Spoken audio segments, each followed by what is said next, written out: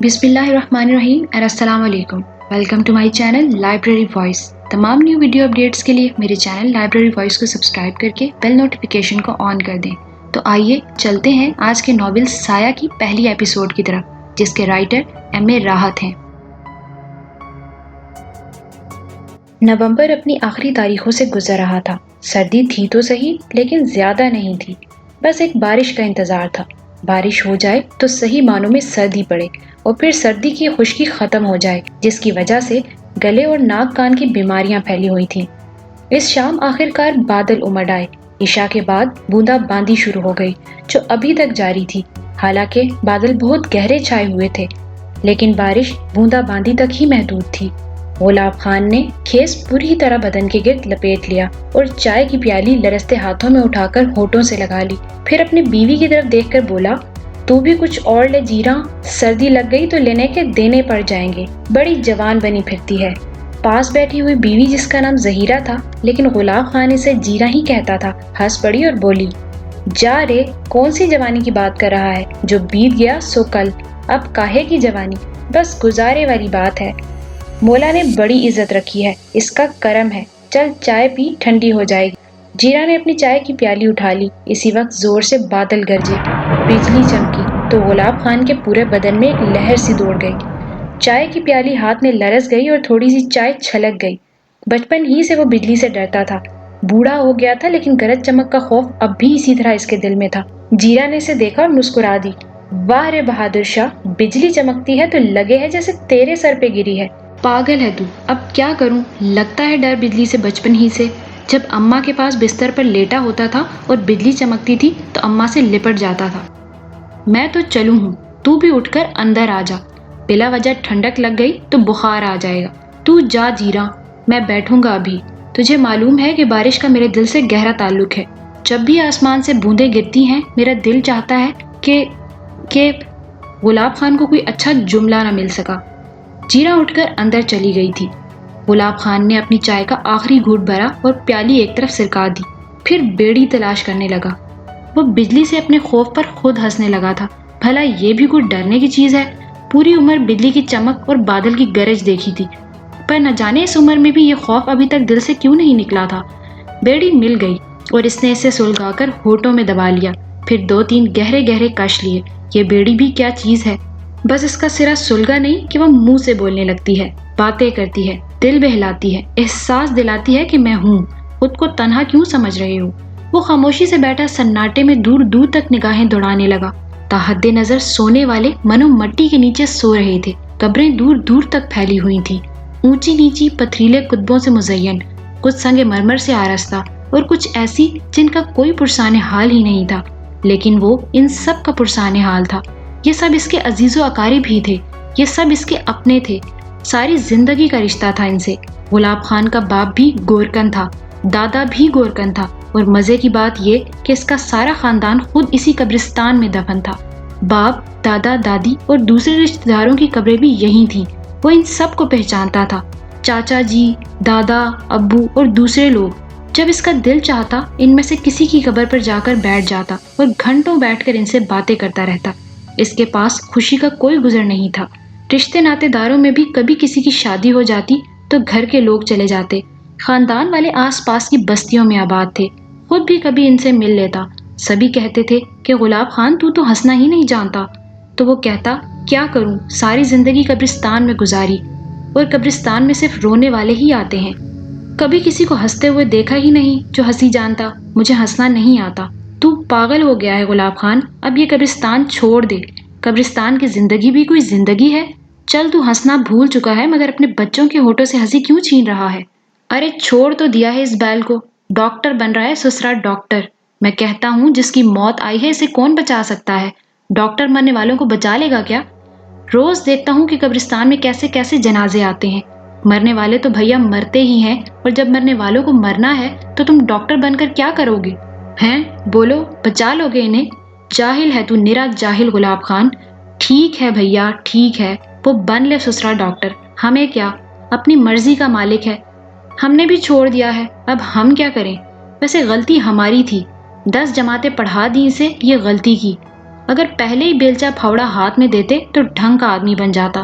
یہ باتیں وہ اپنے بیٹے شہباز خان کے لیے کہتا تھا۔ شہباز خان کو بچپن ہی سے پڑھائی کا شوق تھا اور اس شوق کو سامنے والی بیگم صاحب نے اور ہوا دی۔ سچی بات ہے کہ اگر بیگم صاحبہ توجہ نہ دیتی تو شہباز آج اپنے باپ کے ساتھ ہی ہوتا، مگر کیا کیا جا سکتا تھا؟ اپنے پیروں پر چلنے کے قابل ہوا تو سامنے والے بنگلے کے صاحب کے بیٹے سے دوستی ہو گئی، ساتھ ہی کھیل کود بھی شروع ہو گیا۔ بیگم صاحب بہت اچھی خاتون تھی، انہوں نے شہباز خان کو پڑھنے لکھنے کی راہ پر ڈال دیا۔ شکل و صورت کا وہ بہت پیارا تھا، خود بیگم صاحبہ کے بیٹے اقبال شاہ سے بھی اچھا، دونوں گہرے دوست تھے۔ پھر بیگم صاحبہ ایک دن خود چل کر قبرستان میں آئی اور اس سے بولی، گلاب خان مجھے جانتے ہو نا؟ ارے بیگم صاحب آپ کو کیوں نہیں جانیں گے، مائی باپ ہیں آپ ہماری، سامنے والے بنگلے میں رہتی ہیں نا آپ؟ ہاں، اور یہ بھی جانتے ہو کہ تمہارا بیٹا میرے بیٹے کے ساتھ کھیلتا ہے۔ لاکھ منع کرتا ہوں بیگم صاحبہ کہ راجا اور پرجا کا کبھی میل نہیں، اسے آپ کے بیٹے کے ساتھ کھیلنا نہیں چاہیے۔ کہاں راجا بھوج اور کہاں گنگو تیلی، تم پکے پاگل ہو گلاب خان، میرا مطلب یہ نہیں تھا، میں کچھ اور ہی کہنا چاہتی ہوں تم سے۔ معافی چاہتے ہیں بیگم صاحبہ، ہم سمجھے آپ شکایت کر رہی ہیں کہ یہ گنگو تیلی راجا بھوج کے ساتھ کیوں لگا پھرتا ہے۔ جی نہیں، بلکہ میں یہ کہہ رہی ہوں کہ گنگو تیلی راجا بھوج کا دوست ہے اور راجاؤں کے دوست راجا ہی ہوتے ہیں، کوئی گنگو شنگو نہیں ہوتا۔ میں تم سے ایک درخواست کرنے آئی ہوں۔ ارے بیگم صاحب ہاتھ جوڑتے ہیں آپ کے سامنے، آپ مائی باپ ہیں ہماری، جیرا بتاتی ہے کہ آپ بڑا خیال رکھتی ہیں ہمارا، آپ کا نوکر نہ جانے کیا کیا چیزیں دے جاتا ہے۔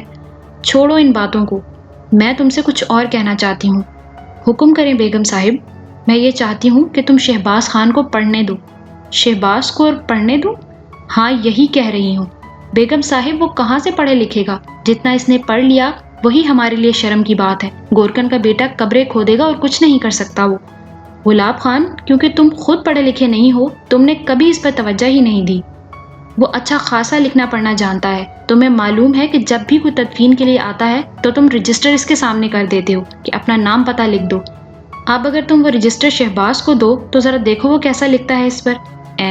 غلاب خان کا منہ حیرت سے کھلے کا کھلا رہ گیا۔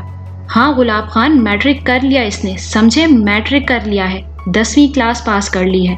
اللہ جانتا ہے جی ہمیں یہ سب کچھ اچھا نہیں لگتا، مگر جو کچھ میں تم سے کہہ رہی ہوں اسے غور سے سنو۔ میں اسے اقبال شاہ کے ساتھ آگے پڑھانا چاہتی ہوں، کیا سمجھے؟ میں تمہیں بہت جلد بتاؤں گی کہ مجھے کیا کرنا ہے۔ تمہاری سمجھ میں یہ بات نہیں آ سکتی کہ میٹرک کیا چیز ہوتی ہے اور اس کے بعد کی زندگی کیا ہے۔ لو یہ کچھ پیسے رکھ لو، تمہارے کام آئیں گے۔ بیگم صاحبہ نے 2000 روپے نکال کر گلاب خان کے ہاتھ پر رکھ دیے۔ 2000 روپے کے نوٹ گلاب خان کے منہ پر کیا پورے بدن پر تالے لگانے کے لیے کافی تھے۔ پھر اس کے بعد وہ کچھ نہ بول سکا، البتہ بیگم صاحبہ یہ کہہ کر گئی تھی کہ وہ دوبارہ اس کے پاس آئیں گی، اور 3-4 دن کے بعد دوبارہ اس کے پاس پہنچ گئیں۔ کہو گلاب خان، تم نے اپنے بیٹے سے کچھ لکھوا کر دیکھا؟ ارے بیگم صاحب، وہ کاغذ پر ایسے قلم چلاتا ہے کہ اس طرح پھاوڑا بھی نہیں چلا سکتا، بیلچا بھی نہیں چلا سکتا۔ میں تو حیران رہ گیا، جیسا دوسرے لکھتے ویسا ہی وہ بھی لکھتا ہے۔ دیکھو اب جو کچھ میں کہہ رہی ہوں تم اسے غور سے سنو۔ جی بیگم صاحبہ، جی بتائیے، تم نے دیکھ لیا کہ وہ کتنا اچھا لکھنا پڑھنا جانتا ہے؟ ہاں بیگم صاحب، میں حیران رہ گیا، اصل میں اب ذرا میونسپلٹی کا کام بھی بدل گیا ہے، لکھت پڑھت کے رجسٹر ہو گئے ہیں۔ آپ کو پتا ہے جی، ہمارے باپ دادا کے زمانے میں قبرستان ہوا کرتے تھے، محلہ کمیٹی ہوتی تھی، وہی ان کا حساب کتاب چلاتی تھی، لیکن اب تو سب کچھ سرکاری ہو گیا ہے۔ مرو بھی تو سرکار کی اجازت سے، دفن بھی ہو تو اس کا پورا حساب کتاب رکھو، وہ دینا پڑتا ہے، وہ جو کاغذ ہوتا ہے نا فارم والا۔ ہاں ڈیتھ سرٹیفکیٹ کی بات کر رہے ہو نا؟ جی وہی، غلاب خان نے کہا اور ہنس پڑا، پھر بولا، سرکار اگر موت کا فارم نہ دے تو بندہ مر بھی تو نہیں سکتا۔ اچھا فلاسفر بننے کی کوشش مت کرو، میں تم سے جو کچھ کہہ رہی ہوں اسے غور سے سنو۔ حکم بیگم صاحب، اقبال شاہ کو میں میڈیکل کی تعلیم کے لیے دوسرے شہر بھیج رہی ہوں، اور شہباز خان بھی اس کے ساتھ ہی میڈیکل کی تعلیم حاصل کرے گا۔ میں تمہارے بیٹے کو اپنے بیٹے ہی کی طرح سمجھتی ہوں۔ یہ جی میڈی یہ کیا ہوتا ہے؟ ڈاکٹری پڑھیں گے دونوں، سمجھے، ڈاکٹر بنیں گے۔ میرا بیٹا بھی؟ غلاب خان ہنس پڑا۔ ہاں اسی کی بات کرنے آئی ہوں تم سے۔ بیگم صاحب الٹا کام نہیں کر سکتا وہ تو لوگوں کو قبر میں دفن کرے گا، آپ کہتی ہیں وہ ڈاکٹر بن کر ان کا علاج کرے گا؟ پھر وہی فضول باتیں کی تم نے، تمام اخراجات میں اٹھاؤں گی۔ لو تم یہ 10,000 روپے رکھو، بیٹا شہر جائے گا تو تمہیں ضرورت پڑے گی اور یہ پیسے تمہارے کام آئیں گے۔ 10,000 روپے دیکھ کر گلاب خان کا سر پھر چکرا گیا تھا، زندگی میں اتنی بڑی رقم کبھی ہاتھ نہیں آئی تھی۔ 10,000 के नोट अपनी हथेली पर रखे देखकर इसकी तो सांस ही बंद हो गई। फिर भला शहबाज खान को शहर जाने से कौन रोक सकता था? अलबत्ता जीरा ने बड़ी वावेला की थी। अरे भाड़ में जाइए बेगम साहिब, देखो तो सही हमारे बच्चे पर ही कब्जा जमा रखा है। पहले इसे स्कूल भेजती रही, ये करो वो करो, कपड़े पहनाओ, बाल सवारो, बस्ता दो, किताबें दो। ना जी ना, हम ये नहीं कर सकते। वो बड़ी बेगम होंगी अपने घर की।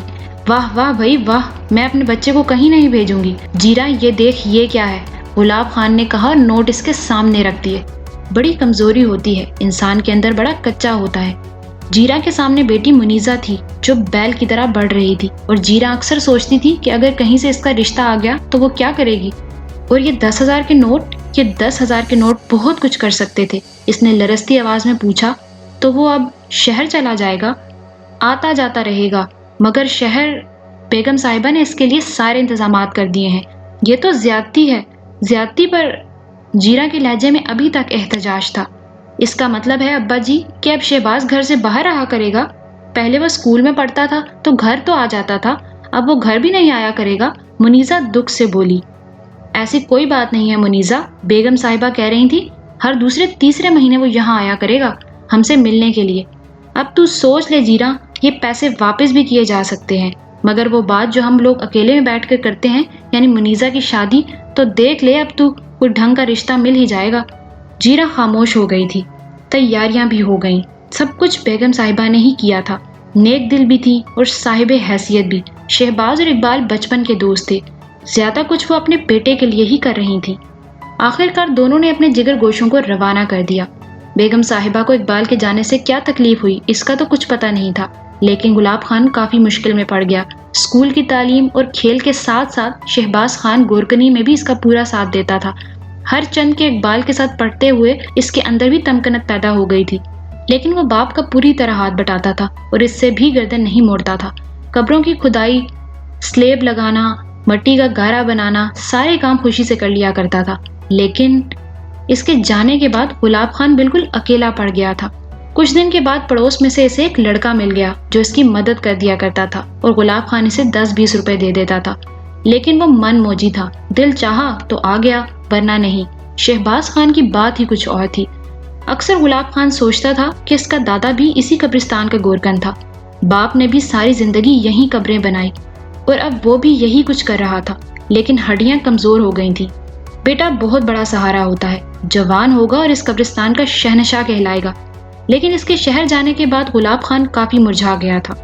दिल का एक गोशा वीरान हो गया था और बहुत सी सोचों ने इसे घेर लिया था। पता नहीं बेगम साहिबा की बात मानकर इसने अच्छा किया था या बुरा। इसके बाद इन कब्रों का रखवाला कौन होगा? कौन?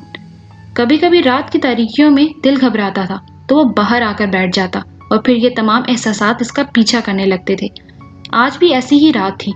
बारिश और काले आसमान पर चमकती बिजली से बहुत पसंद थी, लेकिन साथ ही साथ बेटे की याद भी दिल के किसी गोशे में दुखन बन जाती थी।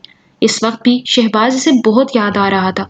इस याद में मोहब्बत भी थी, गुस्सा भी और झुंझुलाहट भी। सर्दी आहिस्ता आहिस्ता बढ़ती जा रही थी, बिजली चमक रही थी, बादल गरज रहे थे, लेकिन बारिश बूंदाबांदी की हद तक ही महदूद थी। ऐसी सूरत में अगर शहबाज साथ होता तो कम से कम कब्रिस्तान के अहाते की दूसरी सिमत का गेट ही बंद कर देता। अब इस सर्दी में इसे उठकर वहां तक जाना पड़ेगा। बिजली चमक रही है, किसी से कहने की बात नहीं है कि इस बिजली से इसे बहुत डर लगता है। गुलाब खान ने बेड़ी का आखिरी कश लिया और फिर इसे एक तरफ उछाल दिया। नन्ही सी चिंगाड़ी लकीर बनाती हुई दूर तक चली गई थी। फिर पानी की एक बूंद ने इसे ताका और इसके सिरे को छू लिया। चिंगारी बुझ गई। गुलाब खान अपनी जगह से उठा। इसके हलक से एक हल्की सी कराह निकल गई थी।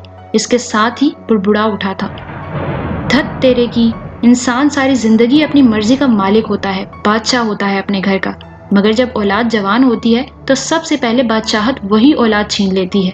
फिर इसकी सूरत देखनी पड़ती है कि शहजादे क्या कहना चाहते हैं। शहबाज डॉक्टर बन रहा है और वो कर रहा है वो क्या होता है। अब मुझे तो अंग्रेजी आती भी नहीं है। बेगम साहिबा ही बता रही थी कि दोनों बच्चों को उन्होंने किसी अस्पताल में प्रैक्टिस के लिए रखवा दिया है। क्या नाम बता रही थी वो? हाउस जाब। हाँ। बिजली की चमक और मध्यम बूंदाबांदी में इसे पिछली तरफ के गेट को बंद करना था। अपने जहन को बटाने के लिए वो हाउस जाब की गर्दान करता हुआ आगे बढ़ा और कब्रों के दरमियान में से गुजरने लगा। इनमें से बहुत सी कब्रें इसने अपने हाथ से बनाई थी। باقی جو پرانی قبریں تھیں ان کی دیکھ بھال بھی کرتا رہتا تھا، بالکل اسی طرح جیسے مرنے والوں کا قرض ادا کر رہا ہو۔ جینے والے تو کسی نہ کسی طرح اپنا کام نکلوا لیتے ہیں، کبھی پیسے خرچ کر کے، کبھی سختی کر کے، کبھی برا بھلا کہہ کر، لیکن وہ جو بے بسی کی نیند سو رہے ہوتے ہیں ان کا خیال تو خود ہی کرنا پڑتا ہے۔ غلام خان نے اپنے ذہن میں تصور کی ایک دنیا آباد کر لی تھی۔ ان قبروں میں لیٹے ہوئے لوگوں کے چہرے تراش لیے تھے، حالانکہ ان چہروں کو اس نے کبھی نہیں دیکھا تھا۔ وہ ان سے اکثر باتیں کرتا رہتا تھا، بالکل ڈر نہیں لگتا تھا اسے ان سے۔ بھلا ان سے کیا خوف کھانا، یہ تو اپنے دن رات کے ساتھی ہیں، بچپن سے لے کر اب تک ان کا ساتھ رہا ہے۔ لوگ ڈرتے ہوں تو ڈرتے ہوں، بھلا میرے دل میں ان کے لیے کیا ڈر ہوگا؟ ہاں، بادل کی گرج اور بجلی کی چمک الگ چیز ہے۔ ان سوچوں نے اس کے دل سے تھوڑی دیر کے لیے گرج چمک کا خوف نکال دیا تھا۔ وہ گیٹ تک پہنچ گیا۔ گیٹ کا ایک پٹ کھلا ہوا تھا، شاید ہوا سے کھل گیا تھا، حالانکہ کافی وزنی تھا اور اسے کھولتے ہوئے کافی زوردار آواز بھی پیدا ہوتی تھی۔ غلام خان تھوڑے تھوڑے عرصے کے بعد اس کی چولوں میں تیل بھی ڈالتا رہتا تھا، لیکن مٹی اور گد سے یہ تیل سوکھ جاتا تھا۔ پھر دھوپ بھی تو کوئی کم نہیں پڑتی، ابھی ذرا سی بارش ہوئی ہے، اس کے بعد دیکھو تماشا، آندھیاں چلیں گی اور مٹی جم جائے گی ان پر۔ اس نے گیٹ کو پکڑا اور ابھی بند ہی کر رہا تھا کہ ٹارچ کی روشنی اس پر پڑی۔ پھر تھوڑے فاصلے سے کچھ لوگ آتے ہوئے نظر آئے۔ غلام خان نے منہ پھاڑ کر ادھر دیکھا، کچھ جنازہ آ رہا تھا، لیکن بہت کم لوگ اس میں شریک تھے۔ غلام خان حیران رہ گیا۔ اس نے گیٹ بند کر دیا اور کنڈی لگا دی۔ 12 بجے کے بعد کسی میت کو دفنانے کی اجازت نہیں تھی، لیکن لوگ بھی کمال کے ہوتے ہیں، منہ اٹھا کر چلے آتے ہیں، باتیں بناتے ہیں، اپنا دکھ درد بیان کرتے ہیں۔ اب بھلا سوچو، نہ پہلے سے کوئی قبر کا آرڈر دیا گیا تھا، نہ کسی نے اس سے ملاقات کی تھی۔ اب کوئی دماغ تھوڑی خراب ہے میرا کہ آدھی رات کو کدال پھاوڑا لے کر ان لوگوں کی خواہشیں پوری کرتا پھروں۔ وہ رک کر انہیں دیکھتا رہا۔ اس نے سوچا کہ انہیں سمجھا دے گا کہ اب میت صبح ہی کو لائی جائے، اس وقت تدفین کا کوئی انتظام نہیں ہے۔ وہ لوگ تیز قدموں سے چلتے ہوئے گیٹ تک پہنچ گئے۔ پھر ان میں سے ایک نے کہا، سنو بھائی سنو، میری ایک بات سنو۔ غلام خان نے سامنے کے بنگلے کے باہر روشنی دیکھی، یہ انہی بیگم صاحبہ کا بنگلہ تھا جنہوں نے شہباز کو ان سے دور کر دیا تھا۔ بنگلے کے سامنے چوکیدار ہوتا تھا، لیکن اس وقت بوندوں اور بادلوں کی گڑگڑاہٹ کی وجہ سے وہ بھی غائب تھا۔ غلام خان گیٹ کے سامنے رک گیا۔ ان میں سے ایک آدمی آگے آیا اور بولا، میری بات سنو، تم اس قبرستان کے گورکن ہو نا؟ ہاں جی ہیں۔ دیکھو بھائی، ہمیں اس بات کا پتہ ہے کہ 12 بجے کے بعد کسی میت کی تدفین نہیں کی جاتی، لیکن میرے بھائی اس وقت ہمیں تمہاری مدد کی ضرورت ہے، اور میرے بھی بھائی، میت کو دیوار سے باہر رکھو اور انتظار کرتے رہو۔ صبح 6 بجے کے بعد اسے اندر لے کر آنا، اور کوئی 11-12 بجے تک میں اسے دفن کر دوں گا، ٹھیک ہے؟ ارے بات تو سنو، اس شخص نے کہا۔ اس نے غلام خان کو گیٹ میں تالا لگاتے ہوئے دیکھ لیا تھا۔ وہ آگے بڑھا اور بولا، تالا مت لگاؤ، میری بات سنو۔ بھائی صاحب، سرکاری قانون ہے، ہمارا قانون نہیں ہے۔ اگر اس وقت کوئی ایسا کام کریں گے اور پتہ چل گیا تو آپ کو پتہ ہے کہ کیا ہوگا، ہماری شامت آ جائے گی۔ پھر جو موت کا رجسٹر ہوتا ہے نا، اس میں ہم کون سا دن لکھیں گے؟ بھائی جان، اس وقت تو ہم معافی چاہتے ہیں۔ دیکھو گورکن، میری بات سنو، ضد مت کرو، قانون تمہارے ساتھ ہے۔ مجھے دیکھو اور پہچانو، میں پولیس آفیسر ہوں، میرا نام انسپیکٹر فرزند ہے، اور ہمارے ساتھ یہ مجسٹریٹ صاحب بھی موجود ہیں۔ اب تم سوچ لو، اگر تم نے علاقے کے پولیس آفیسر اور مجسٹریٹ کی بات نہ مانی تو تمہیں پتہ ہے کہ تمہارے ساتھ کیا ہوگا۔ میں تمہیں یہاں سے گھسیٹتا ہوا لے جاؤں گا، رات بھر تھانے میں رکھ کر ماروں گا۔ ارے صاحب جی، آپ بلا وجہ ہمیں دھمکی دے رہے ہو۔ آپ بے شک پولیس والے ہوں گے اور یہ جج صاحب ہوں گے، لیکن قانون تو آپ ہی کا بنایا ہوا ہے نا۔ دیکھو گورکن، کیا نام ہے تمہارا؟ غلام خان۔ دیکھو غلام خان، کبھی کبھی قانون میں لچک بھی پیدا کرنی پڑتی ہے۔ تم یہ نہیں سوچ رہے کہ بارش ہو رہی ہے، بادل گرج رہے ہیں، ہو سکتا ہے کہ صبح تک بارش تیز ہو جائے، کتنی پریشانی ہوگی۔ ہمیں یہ تدفین ابھی کرنی ہے، اور سنو، تم بالکل بے فکر رہو، تمہاری مزدوری تمہیں 4 گنا ملے گی۔ چلو دروازہ کھولو، ورنہ اس کے بعد جو کچھ ہوگا اس کے ذمہ دار تم خود ہوگے۔ غلام خان نے بے بسی کی نگاہوں سے اسے دیکھا۔ وہ لڑنے بھیڑنے والا آدمی کہاں تھا؟ پولیس اور جج سے کون لڑ سکتا ہے؟ اس نے گہری سانس لی اور گیٹ کھول دیا۔ ان کی تعداد 6 تھی۔ 4 جنازہ اٹھائے ہوئے تھے اور 5واں وہ تھا جس نے سامان اٹھایا ہوا تھا۔ ایک ان سب سے پیچھے تھا، گویا مجسٹریٹ صاحب بھی جنازہ اٹھائے ہوئے ہیں۔ خیر، یہ تو کوئی ایسی بات نہیں ہے، لوگ اپنے اپنے عزیزوں کے جنازے اٹھاتے ہی ہیں۔ وہ سب اندر داخل ہو گئے۔ غلام خان نے گیٹ بند کر دیا، پھر بولا، روشنی آگے لے جاؤ صاحب، قبروں کے درمیان ٹھوکریں کھاؤ گے۔ ہمیں تو خیر راستہ پتہ ہے، مگر آپ کو تکلیف ہوگی۔ تم ایسا کرو غلام خان، تمہارے پاس روشنی کا کچھ انتظام ہے، کوئی لالٹین وغیرہ؟ وہ بھی لے آؤ، اور کدال اور پھاوڑا بھی لے آؤ، انتظام کر لو، قبر کھودنا ہوگی۔ صاحب کیوں ہماری جان کے پیچھے پڑے ہوئے ہو؟ بڈھے آدمی ہیں، گھر میں اور کوئی مددگار بھی نہیں ہے، ہم قبر کیسے کھودیں گے، آپ خود بتاؤ۔ پاگل، بے فکر رہو گلاب خان، ہم تمہاری مدد کریں گے۔ آپ سے کیا کہیں، آپ نے تو پریشان کر دیا ہے یار، تم سے کہہ دیا ہے ہم نے کہ تمہیں مزدوری ڈبل بلکہ 4 گنا دیں گے۔ انسان کو کم از کم تھوڑا سا تعاون تو کرنا چاہیے۔ اب ظاہر ہے ہم اس وقت اس لیے میت دفن کرنا چاہتے ہیں کہ ہمارے اپنے بھی کچھ مسائل ہیں۔ ایک تو ہم غمزدہ لوگ ہیں اور اوپر سے تم یہ نخرے دکھا رہے ہو۔ مزدوری کی بات بالکل نہیں ہے صاحب، ہم اتنی ہی مزدوری لیں گے آپ سے جتنی ہم سب سے لیا کرتے ہیں، بس ہم تو قانون کے ہاتھوں مجبور ہیں۔ میں نے کہا نا، قانون تمہارے ساتھ ہے، تمہارے سامنے ہے، اگر کوئی پریشانی تم تک آتی ہے تو تم ہمارا نام لے دینا، رجسٹر میں ہم اپنے بارے میں تفصیلات لکھیں گے، دستخط بھی کریں گے، اور تم اس کے لیے بھی بے فکر رہو کہ تم اکیلے قبر کھودو گے، ہم سب مل کر تمہاری مدد کریں گے۔ جاؤ اور اب جا کر پھاوڑے وغیرہ لے آنا۔ گلاب خان بالکل بے بس ہو گیا تھا، وہ واپس پلٹا اور اپنی جھونپڑی پر پہنچ گیا۔ تھوڑی دیر کے بعد وہ کھدائی کا سامان لے کر آ گیا۔ ایک جگہ منتخب کی گئی اور وہ لوگ واقعی اس کی مدد کرنے لگے۔ گلاب خان نے انہیں منع بھی کیا اور بولا کہ سرکار ہمارا کام ہے، ہمیں کرنے دیں۔ ان میں سے ایک نے کہا، نہیں گلاب خان، تم نے ہمارے ساتھ انسانیت کا سلوک کیا ہے تو ہم تمہارے ساتھ برا سلوک نہیں کریں گے۔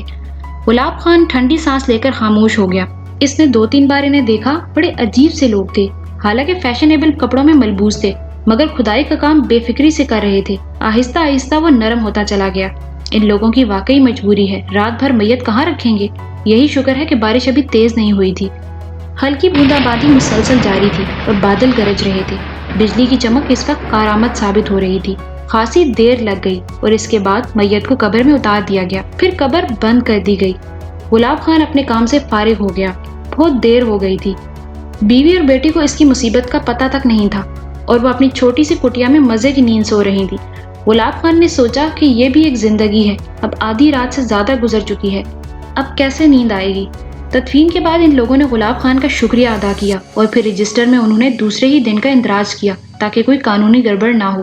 اس کے بعد انہوں نے گلاب خان کو پیسے دیے، لیکن گلاب خان نے ان سے 1 پیسہ بھی زیادہ نہیں لیا۔ اس نے کہا، نہیں صاحب، اگر ایسا کرتے تو یہاں گورکن نہ ہوتے، باپ دادا کے زمانے سے یہاں کام کر رہے ہیں، کچھ اور کام کر لیتے۔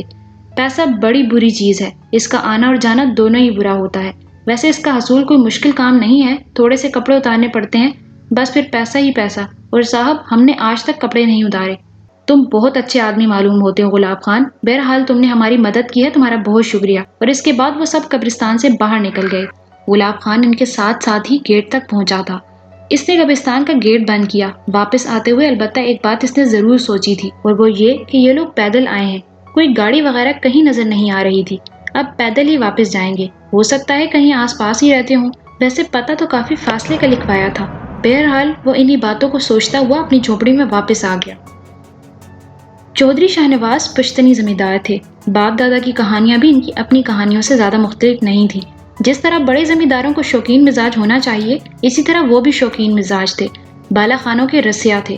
لٹانے کے لیے ان کے پاس اتنا تھا کہ کبھی ختم نہ ہوتا۔ بہت سی دل والیوں نے ان پر جال ڈالے تھے اور بظاہر یہ سمجھا تھا کہ چودھری صاحب مکھی کی طرح پھنس گئے، لیکن پھر یہ مکھی بھن کر کے اڑ جاتی تھی اور منہ دیکھنے والیاں منہ دیکھتی رہ جاتی تھیں۔ لیکن عرشیہ کا معاملہ کچھ اور تھا۔ عرشیہ حالات کی ماری تھی، ماں باپ کے انتقال کے بعد بھری دنیا میں تنہا رہ گئی تھی اور اس دنیا سے ناواقفیت کی بنا پر آخرکار ایک بالا خانے تک پہنچ گئی تھی، لیکن خوش نصیب تھی کہ لٹنے سے بچ گئی۔ چودھری شاہنواز نے اسے دیکھ لیا تھا اور کچھ اس طرح بے اختیار ہوئے تھے کہ انہوں نے اس سے شادی کرنے کا فیصلہ کر لیا۔ طریقے ہزار تھے، 4 غنڈے بائی جی کے پاس بھیج دیے اور ایک بھرپور رقم کے ساتھ پیشکش کر دی کہ بائی جی ان دونوں میں سے جو چیز چاہیں قبول کر لیں، موت یا یہ رقم۔ بائی جی سمجھدار تھیں، رقم اٹھا لی اور عرشیہ کو چودھری شاہنواز کے حوالے کر دیا، جنہوں نے اسے فوری طور پر ایک گھر میں منتقل کر دیا۔ عرشیہ جو برے حالات کا شکار تھی اور یہ سمجھ چکی تھی کہ اب نہ جانے کس کس کے جوتوں میں پڑ کر زندگی گزارنی پڑے گی، چودھری صاحب کے اس سہارے کو بہت غنیمت جانا۔ چودھری صاحب زندگی کی رنگ رلیوں میں وقت گزارتے رہے تھے اور اب عمر 40 سال سے آگے بڑھ چکی تھی۔ خاندانی روایتوں کے مطابق ان کی شادی شاہینہ بیگم سے ہوئی تھی۔ چودھرائن شاہینہ بھی ایک چھوٹے موٹے زمیندار کی بیٹی تھی۔ ماں باپ مر چکے تھے، 2 بھائی تھے جو اپنے معاملات میں مصروف رہتے تھے۔ بدقسمتی یہ تھی کہ اتنے سال گزر جانے کے باوجود قدرت نے انہیں کوئی اولاد نہیں دی تھی۔ چودھری صاحب کی بے اعتنائی کی تو وہ عادی ہو چکی تھیں، لیکن اولاد سے محرومی نے انہیں بہت زیادہ دل برداشتہ کر دیا تھا۔ پہلے اچھے خاصے مزاج کی مالک تھیں، لیکن آہستہ آہستہ مزاج بگڑتا چلا گیا تھا۔ اکثر چودھری صاحب سے جھگڑا بھی ہوتا رہتا تھا۔ شاہینہ بیگم کو معلوم تھا کہ چودھری صاحب کے مشاغل کیا ہیں۔ چودھریوں کی عیش پرستیوں کا انہیں علم تھا، چنانچہ پریشان رہتی تھیں۔ चौधरी साहब जो कुछ कर रहे थे वो अपनी जगह था, लेकिन वो ये बात अच्छी तरह जानती थी कि चौधरी साहब ने लौट कर बिलाखिर इन्हीं के पास आना है। वो इस बात से मुतमईन थी कि चौधरी साहब को घर याद है। लेकिन रफीक जो इनका काबिल एतमाद मुलाजिम था और जहेज में इनके साथ आया था, इसके माँ बाप ने भी शाहीना के घर में नौकरी की थी। इसके बाद शाहीना के भाइयों ने इसे शाहीना के साथ ससुराल भेज दिया था। चौधरी शाहनवाज के लिए भला क्या मुश्किल था कि रफीक को जो तनख्वाह वहाँ से मिलती थी वो खुद दे देते थे। बहुत से मुलाजिम थे, एक ये भी सही, लेकिन सही मानों में रफीक शाहीना बेगम का रफीक था, इनके हुक्म का गुलाम और इनके लिए सब कुछ करने पर आमादा। ज्यादातर वही चौधरी साहब की खोज रखता था और इनके मशागिल के बारे में शाहीना बेगम को बताता रहता था। एक दो बार इसने पेशकश भी की थी कि शाहीना बेगम चाहे तो वो चौधरी साहब पर जादू टोना कराए और इन्हें शाहीना बेगम का गुलाम बना दे, लेकिन शाहीना बेगम ने यही कहा था कि नहीं रफीक, इस तरह के मामलात में नुकसानात भी पहुंच जाते हैं। चौधरी साहब जो कुछ भी हैं मेरे साहिबान हैं, मैं ऐसा कोई काम करके इन्हें नुकसान नहीं पहुंचाना चाहती। रफीक खामोश हो गया था, लेकिन फिर रफीक ने ही इन्हें ये रूह फरसा खबर सुनाई थी। चौधरी साहब दूसरी शादी कर रहे हैं। शाहीना पर पहाड़ गिर पड़ा था। दूसरी शादी का तस्वुर ही भयानक था। उन्होंने लरसती हुई आवाज में पूछा, किससे? कोई बीबी है, मैं नहीं जानता, लेकिन चौधरी साहब ने लकड़ मोड़ वाला बंगला इनके लिए खाली कराया है और वो वहां पहुंच भी गई हैं। शाहीना बेगम पर बहुत बुरी गुजरी थी। फिर जब चौधरी शाहनवाज घर आए तो शाहीना बेगम के सब्र का पैमाना लबरेज हो गया। सुना है आप दूसरी शादी कर रहे हैं? हाँ, तो इसमें परेशानी की क्या बात है? मैं आपकी बीवी हूँ, हो और रहोगी, तुम्हें फिक्र नहीं होना चाहिए। और फिर ये तो चौधरियों का खेल है, जैसे मेरे बाप दादा खेलते आए हैं। मैं भी वही खेल खेल रहा हूँ। हमारे पास इतनी दौलत है कि तुम जैसी 10 बीवियों को पाल सकते हैं। आराम से रहो और सुनो। जो लोग तुम्हें इस तरह की कहानियां सुनाते हैं इनसे बचो। ऐसे ही लोग घर बिगाड़ देते हैं। जिस तरह रह रही हो आराम से इसी तरह रहती रहो। मैं आपको दूसरी शादी नहीं करने दूंगी। शाहीना बिफर कर बोली। मर गए वो लोग शाहीना, पैदा होने से पहले ही मर गए, जो चौधरी शाहनवाज को कुछ करने से रोकने की कोशिश कर सकते थे। ऐसी बात मत करो जो तुम कर ना सको, क्या समझी? और फिर अगर तुम ऐसी बात करती हो तो मुझे ये बताओ, मेरे बाद मेरी जमीनों और जायदादों को कौन संभालेगा? तुम, तुम्हारे भाई, तुम्हारे यहाँ तो कोई औलाद भी नहीं हुई, बांझ हो तुम। मैंने आज तक ये बात जबान से नहीं निकाली, लेकिन शाहीना इंसान को खुद ख्याल करना चाहिए। इतना बोले जितना इसके लिए जायज हो। नाजायज बात करोगी तो वो सुनोगी जो कभी ना सुना होगा। शाहीना के पास कोई जवाब नहीं था। इसकी औलाद से महरूमी खुद इसके लिए रूह का जख्म बनी हुई थी। रोने के सिवा क्या कर सकती थी? रफीक ही ने इसे इत्तला दी कि आखिरकार चौधरी साहब की शादी हो गई। बड़ी धूमधाम से हुई। शहर के एक शानदार होटल में वलीमा भी हो गया। नई बेगम का नाम अर्शिया है। कौन है, क्या है, इसका कोई सुराग नहीं मिलता। शाहीना पहले तो खोलती रही, फिर आग ने पानी की शक्ल इख्तियार कर ली और आंखों से बहने लगी। थोड़ी सी तसल्ली जरूर हो गई थी दिल को, लेकिन सारा वजूद आतिश बन गया था। चौधरी साहब के अंदर कोई खास तब्दीली नहीं रोनुमा हुई थी। वो यहाँ भी आते थे और अर्शिया के पास भी रहते थे। इसके अलावा कभी कभी जमीनों का जायजा भी ले लिया करते थे और इस सिलसिले में इन्हें तवील अरसे तक गायब रहना होता था। रफीक वाकई एक आग था जो शाहीना बेगम को जलाता रहता था। इसी ने यह भी इत्तला दी थी कि लक्कड़ मोड़ वाले बंगले में शादियाने बज रहे हैं, क्योंकि थोड़े ही अरसे के अंदर अंदर अर्शिया बेगम माँ बनने वाली हैं। शाहीना पर गशी के दौरे पड़ने लगे। चौधरी साहब ने खुलकर कह दिया था कि शाहीना क्योंकि इन्हें इनकी दौलत और जायदाद का वारिस नहीं दे सकी, इसलिए उन्होंने दूसरी शादी की है। इसका मतलब है कि अर्शिया के यहाँ जो औलाद पैदा होगी वो इन अजीमुश्शान जमीनों और जायदादों की मालिक बनेगी। पहले ही क्या कम दुख था, अब इसमें शदीद तरीन इजाफा हो गया था। शाहीना का बस नहीं चलता था कि सारी दुनिया को आग लगा दे। शदीद वहशत ज़दा हो गई थी वो। वैसे तो बहुत अरसे से चौधरी शाहनवाज के साथ थी, हर तरह के लोगों से चौधरी साहब का ताल्लुक था, लेकिन रफीक से ज्यादा राजदार और कौन हो सकता था। यूं भी रफीक बजाते खुद बड़ी खतरनाक शख्सियत का मालिक था। पहले शाहीना के भाइयों के साथ रहता था और चौधरियों ने अपने कामों के लिए हमेशा गुंडे पाले हुए होते हैं। रफीक के पास भी गुंडों की पूरी फौज थी। शाहीना के भाइयों के पास से चला तो चौधरी शाहनवाज के भाइयों के पास आ गया। सलाम दुआ सबसे थी। इसके अलावा भी इसके बहुत से मशागिल थे। शाहीना को इसकी वजह से भरपूर तहफ़्फ़ुज़ हासिल था। इसने रफीक को अपनी खलवत में तलब कर लिया। सब कुछ सुन रहे हो रफीक, हम किस कदर बेबस होकर रह गए हैं, इसका तुम्हें अंदाजा है? शाहीना बीबी, मैं तो सिर्फ वो करता हूँ जिसका हुक्म आप मुझे देती हैं। इसमें कोई शक नहीं है कि चौधरी साहब ने अपनी दूसरी बीवी के लिए हर तरह के इंतजामात कर दिए हैं। लकड़ मोड़ वाले बंगले में मुहाफिजों की पूरी फौज मौजूद है। शायद चौधरी साहब को भी इस बात का अंदाजा था कि अर्शिया बेगम को किस तरफ से कोई नुकसान पहुंचा सकता है, इसलिए उन्होंने पूरा बंदोबस्त करके रखा है। तुम्हें मालूम है कि अर्शिया के यहाँ औलाद होने वाली है? जी हाँ मालूम है, पहली खबर तो मैंने ही दी थी आपको। इसका नतीजा जानते हो रफीक? शाहीना ने कहा। ہاں جی، آپ کے اقتدار کا مکمل خاتمہ۔ پہلے ہی عرشیہ بیگم نے چودھری صاحب کو مکڑی کی طرح اپنے جالے میں جکڑ رکھا ہے، اب ان کے یہاں اولاد بھی ہو جائے گی تو پھر بھلا چودھری صاحب آپ کے قابو میں کہاں رہ سکیں گے؟ سب کچھ انہی کا ہو جائے گا اور آپ کو ان کے ٹکڑوں پر پلنا پڑے گا۔ رفیق، کیا یہ جائز ہوگا؟ بالکل نہیں، شاہینہ بی بی، کون مردود یہ کہتا ہے؟ رفیق، تمہارے علاوہ اور میں کس کی طرف دیکھوں؟ رفیق کی زندگی حاضر ہے، جس حد تک آپ اجازت دیں گی کروں گا۔ آپ مجھے بتائیے، پورے گروہ کو لگا دوں گا عرشیہ بیگم کے پیچھے، بم سے اڑا دوں گا لکڑ موڑ والے بنگلے کو۔ آپ حکم تو کریں۔ بات کرو گے وہی بے وقوفی کی۔ چودھری شاہنواز کے بغیر میں کوئی بھی چیز کیسے پسند کر سکتی ہوں؟ ہونا تو یہ چاہیے کہ سانپ بھی مر جائے اور لاٹھی بھی نہ ٹوٹے، عرشیہ بیگم ختم ہو جائیں اور چودھری کا تصور بھی اس کی طرف نہ جائے، کوئی ایسا ہی عمل کرو۔ رفیق ایک دم چونک پڑا، اس کے منہ سے مدھم لہجے میں نکلا، عمل۔ شاہینہ اسے دیکھنے لگی۔ تھوڑی دیر کے بعد رفیق بولا، آپ نے خود ہی مجھے راستہ دکھایا ہے بیگم صاحبہ۔ کیا راستہ؟ بیگم صاحبہ، آپ نے سبحان گلی کا نام تو سنا ہوگا۔ ہاں، کوئی بستی ہے، اس بستی میں ایک مسجد ہے اور اس مسجد میں مولوی ادریس علی رہتے ہیں، بڑی دھوم مچی ہوئی ہے ان کی، ایک پیسہ بھی کسی سے نہیں لیتے، لوگوں کی مشکلات میں کام آتے ہیں، اور سب سے بڑی بات یہ ہے کہ سبحان گلی چودھری صاحب کا علاقہ ہے، چودھری صاحب کا بڑا نام ہے وہاں بھی۔ ارے تو پھر بیگم صاحب جی، مولوی ادریس مسجد کے حجرے میں رہتے ہیں، بال بچے دار ہیں، یہ الگ بات ہے کہ انہیں دنیا کی ہوا نہیں لگی، جمعرات کا کھانا تک واپس کر دیتے ہیں، ان کا کہنا ہے رزق حلال عین عبادت ہے۔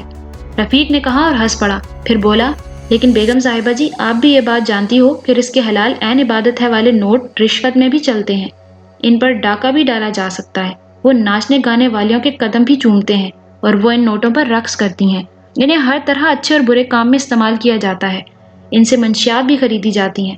بیگم صاحبہ، اصل بات یہ ہے کہ ان کی صحیح شکل کسی کو دکھائی جائے تو مولوی صاحب کیا اچھے اچھے لوگ قابو میں آ جاتے ہیں اس رزق حلال سے۔ شاہینہ پرتفکر نگاہوں سے اسے دیکھتی رہی، پھر بولی، تو پھر؟